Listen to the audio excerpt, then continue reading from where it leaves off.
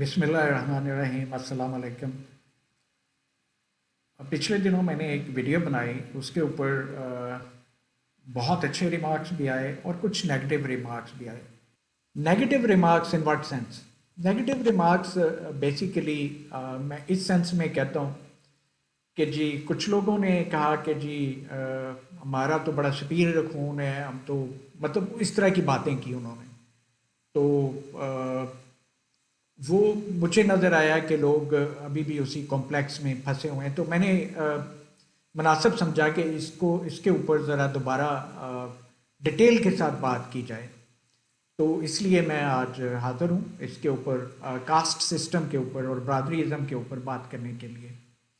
तो इस पे मैं अपने पास से कुछ नहीं कहूँगा, और जो कुछ भी है डॉक्यूमेंटेड है वही बातें होंगी।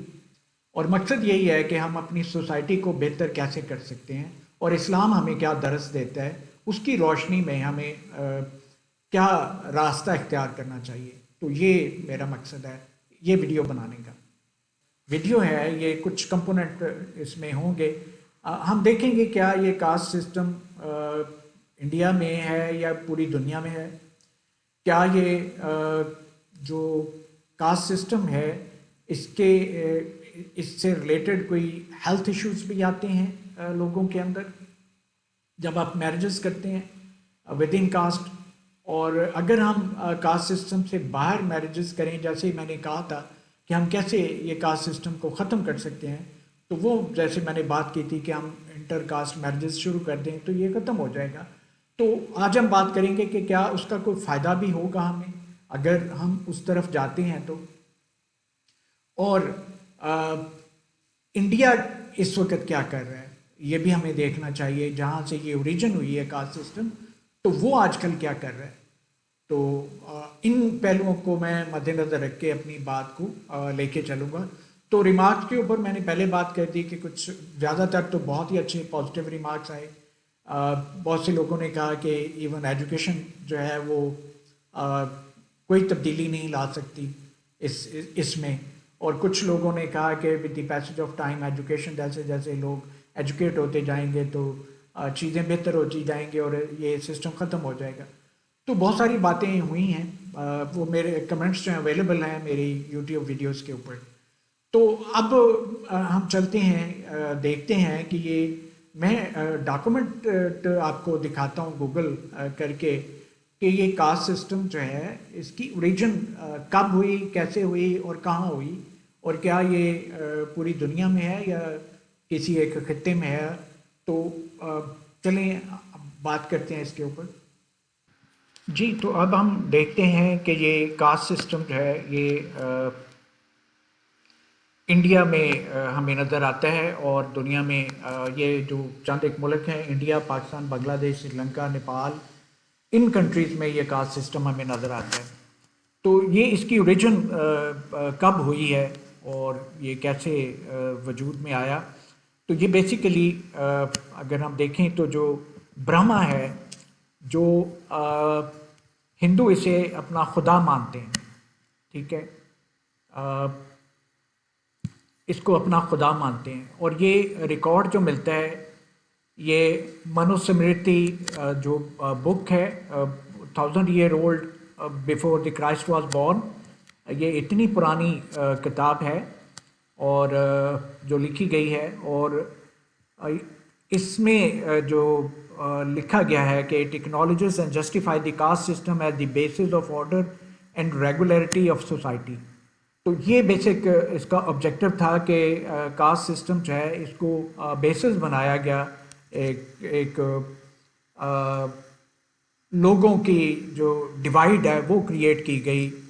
तो बेसिकली ये ब्रह्मा से ये चार बेसिक कास्ट हैं जो बनी हैं, जो हेड से बनी है। वो इसके जो अब ये हिंदू मानते हैं कि जो ब्राह्मण है ये जो इनका खुदा है उसके, या जिसे वो खुदा मानते हैं, उसके सर से ये पैदा हुए हैं। और खत्रिया जो हैं इनकी ओरिजिन जो है ये बाजू से है, और वैश्या जो हैं ये इनकी ओरिजिन जो है वो टांग से है, और शूद्र जो हैं इनकी ओरिजिन जो है वो पाँव से है। अच्छा, ये मैं नहीं कह रहा, ये बीबीसी का एक डॉक्यूमेंट है। अब मेन कास्ट जो है, चार जो हैं, ये फर्दर 3,000 कास्ट और 25,000 सब कास्ट में डिवाइड हुआ है। तो ये सिस्टम बेसिकली बना और बनाया गया हज़रत ईसा अलैहिस्सलाम है, उनकी पैदाइश से 1,000 साल पहले का ये सिस्टम जो है, ये बुक क्लेम कर रही है कि ये बनाया गया है। अब ये कास्ट सिस्टम इतना पुराना है और इतना तब से ये काम कर रहा है।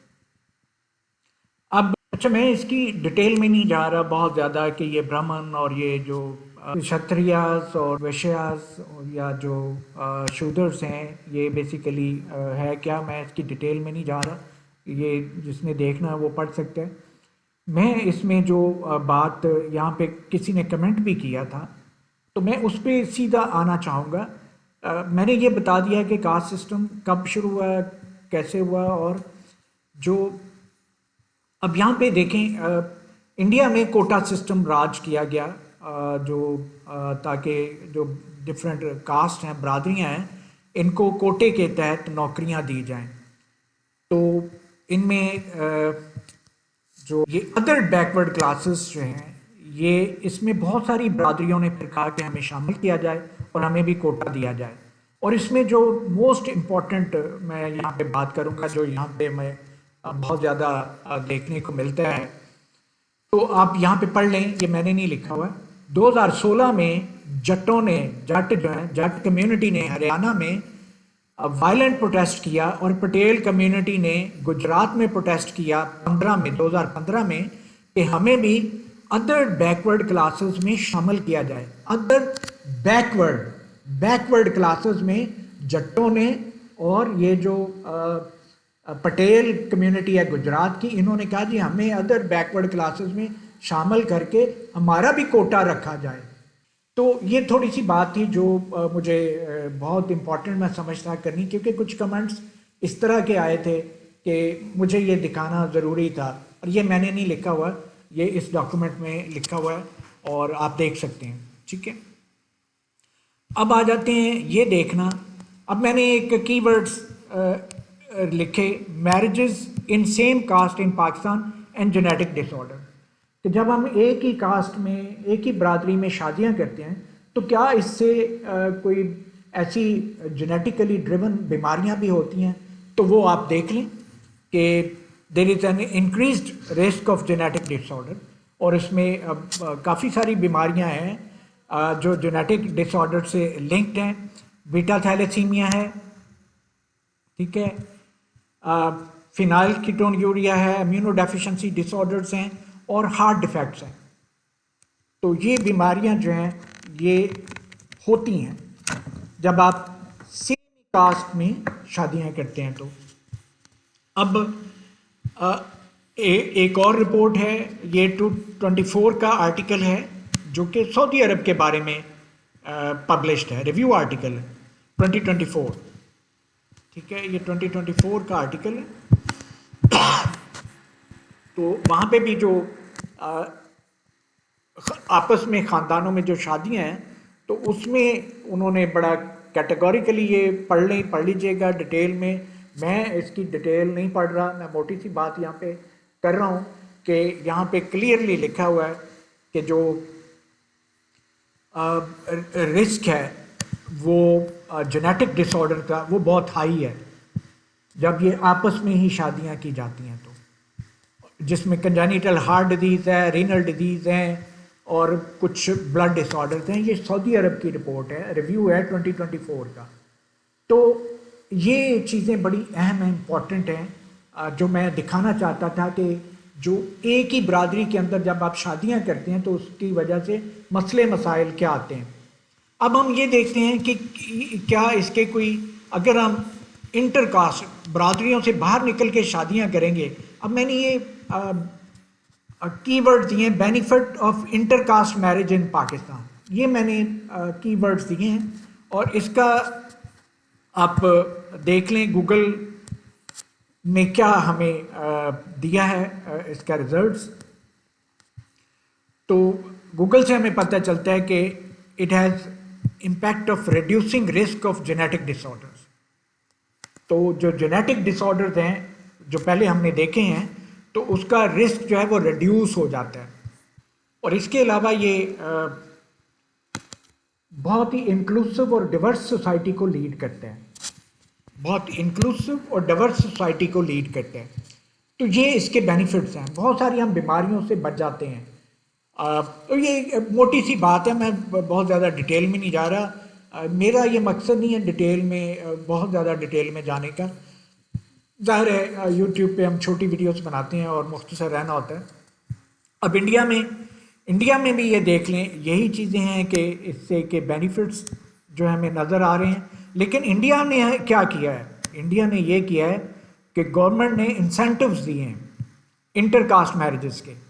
तो वो तो 1,10,000 रुपया इंटरकास्ट मैरिजेस में हरियाणा वाले देते हैं, और इसी तरह बाकी जो प्रोविंसेस हैं उन्होंने भी इंसेंटिव दिए हैं इंटरकास्ट मैरिजेस में, ताकि ये इंटरकास्ट, राजस्थान है उसने दिए, कर्नाटका उसने ये इंसेंटिव दिए हैं कि इंटरकास्ट मैरिजेस जो करते हैं उनको इंसेंटिव दिए जाते हैं।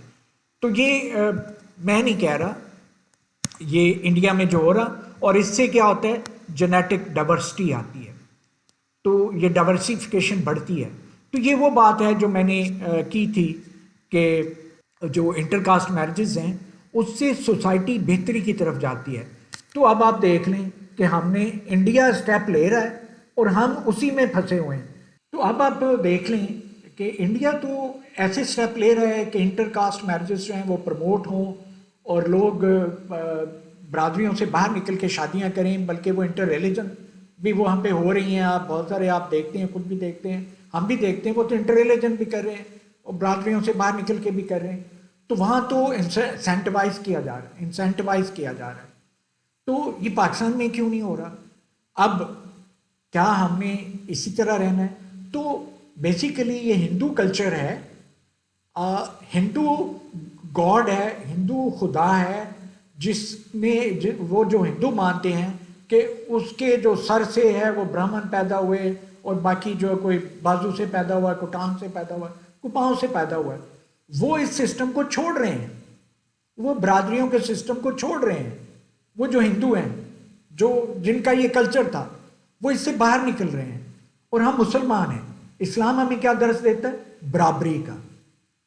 इस्लाम हमें क्या दर्स देता है?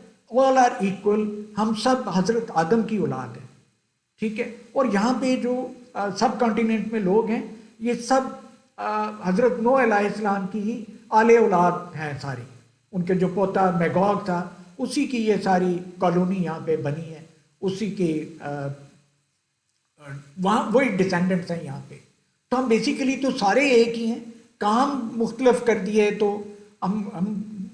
हमें जो है ना, वो हिंदू कल्चर में ये सारे डिवाइड कर दिए गए और वहाँ पे डिवीजन होगी और कास्ट सिस्टम आ गया। इस्लाम जब आया है तो उसने तो इसको ख़त्म किया है, बराबरी की दरस दे दिया कि सब बराबर हैं। तो हम कौन से फुम्बड़ लगा के फिरते हैं? हमें तो दरस दे दिया इस्लाम ने कि ऑल ह्यूमन्स आर इक्वल और सबको बराबरी है। और अगर किसी को किसी पे कोई फजीलत नहीं है, ना अरबी को अजमी पे, ना अजमी को अरबी पे, किसी को किसी पे फजीलत नहीं है, तो वो तो हमें दरस मिल जाता है, ठीक है। तो अब हम क्यों इस सिस्टम से बाहर नहीं निकल रहे?